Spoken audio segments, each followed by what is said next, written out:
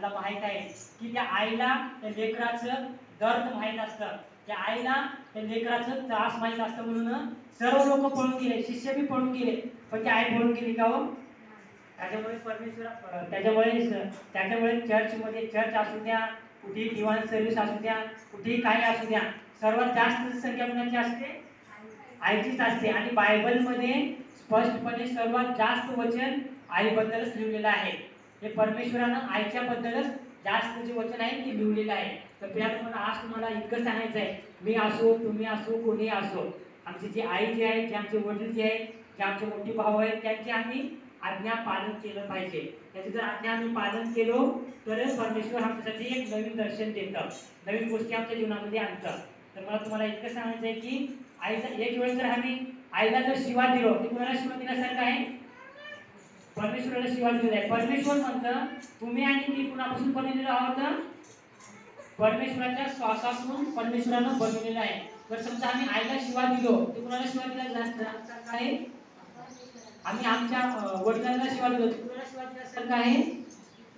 पित्याला शिवा दिल्यासारखं आहे. का बरं? की परमेश्वर आमच्यामध्ये जी आत्मा आहे, आजच पाच वचन सांगितले. कोणतं वचन सांगितले? पवित्र आत्म्याचं वचन सांगितले. ते जे आमच्यामध्ये जी आत्मा आहे ते कुणाचा आत्मा आहे? परमेश्वराचा आत्मा आहे. तर आम्हाला काय करायचं आहे? एखाद्या वेळेस आम्ही आई वडिलांना शिवा बी दिलो, मी पण दिलो, आम्ही काय केलं पाहिजे? माफी मागितलं पाहिजे, आम्ही प्रार्थना केलं पाहिजे. तर प्रार्थना केलं, माफी मागितल्यानंतर परमेश्वर काय करते? आम्हाला क्षमा करतात. तर त्यामुळे खरंच आजचं जे मदर्स डे आहे, सर्वजण सर्वजण तुम्ही आणि मी लकी आहोत की आम्हाला एक आई भेटलेली आहे की त्या सांभाळण्यासाठी, आम्हाला घेऊन जाण्यासाठी. आज काही लोक, काही स्टुडंट, काही विद्यार्थी, मी म्हणा, माझे काही स्टुडंट म्हणा, त्यांनी हुशार कॉलेज शिकून, 10वी शिकून, 12वी शिकून, डिग्री शिकून पास झालेले आहेत. त्यांच्यापाशी काही नॉलेज आहे, काही गोष्टीमध्ये ते हुशार आहेत. पण एक गोष्ट आम्हाला ध्यान ठेवायचं आहे, आम्हाला तिथं शिकण्यासाठी, डिग्रीमध्ये पास होण्यासाठी जे सपोर्ट जे केलेले आहेत ते कोण आहेत? आमचे आई वडील आहेत. ते शिकले नाहीत, ते अनपढ असून सुद्धा ते आज आमच्यावर हुशार आहेत. का बरं हुशार आहेत? की आम्हाला त्यांनी हिंमत दिली आहे शिकण्यासाठी, जगण्यासाठी हिंमत दिलेली आहे. तर ती आता तुम्हीच समजा की त्यांनी हुशार आहेत का आपण हुशार आहोत?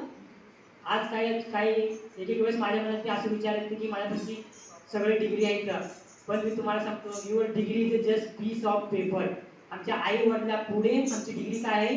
एक पेपर आहे, ते काहीच नाही, त्याचं काही मौल्यवान नाही. परमेश्वरानं स्त्रीला मौल्यवान, मोठी म्हणून किंमत जी आहे ते दिलेलं आहे.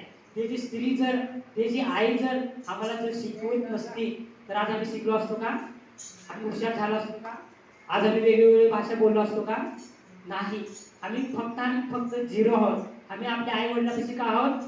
झिरो आहोत. या जगामध्ये आम्ही हिरो असलं चलते, पण आमची जी आई आहे, जे आमचे वडील आहेत, त्याच्यापाशी आम्ही का आहोत? झिरो आहोत. का बरं झिरो आहोत? त्यांनी आम्हाला शिकण्यासाठी एक हिंमत दिलेली आहे, एक ताकद दिलेली आहे, एक शक्ती दिलेली आहे. तर प्रियांनो, खरंच ते ताकद, ते शक्ती, त्याचं गलत इस्तेमाल आम्हाला करायचं नाही. येणाऱ्या दिवसामध्ये त्यांना देखील आम्हाला प्रसन्न करायचं आहे, त्यांना देखील आम्हाला खुश करायचं आहे. त्यांनी बी शिकले असते, पण त्यांनी शिकले नाही, त्यांनी आम्हाला शिकले.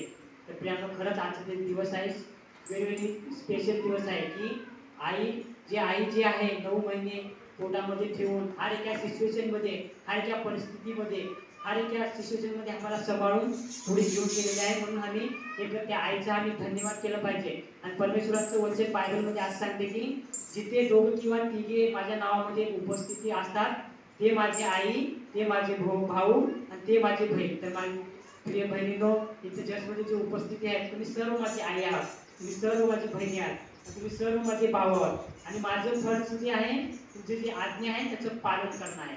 मी देवाच्या नावाचे आभार मानतो की देवाने सुंदरसं समय दिलेला आहे, म्हणून मी परमेश्वराच्या नावाचे आभार मानतो. प्रभू करो वाचले वचन देव आशीर्वादित करो. आम्ही जर कोणाला टेस्टमध्ये जर सांगायचं असलं, काही ताकदीदार असलं तर त्यांनी 2 मिनिटासाठी सांगू शकतात. नंतर मध्ये पास्टर सर आहेत, त्यांनी वचनामृता आई जे आहेत त्यांनी सुद्धा सांगू शकतात.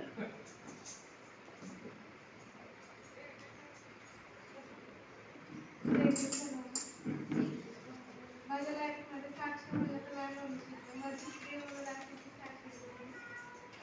काही म्हणजे नोव्हेंबरच्या अगोदरच माझ्याकडे पुण्याला आलेली, म्हणजे कशासाठी तिच्या हॉस्पिटलला इथं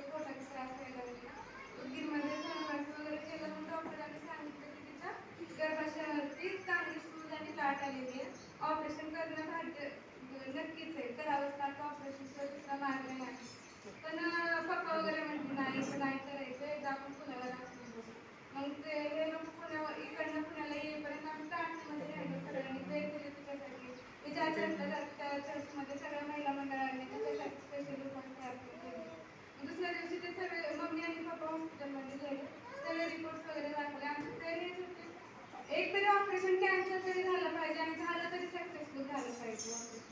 मग ते गेले हॉस्पिटल, आम्ही इकडे वेट केलं कॉलचं, तर तिकडनं हॉस्पिटलवरून निघाले. विचारलं कसं पप्पा रिपोर्ट, काय सांगितलं डॉक्टरांनी.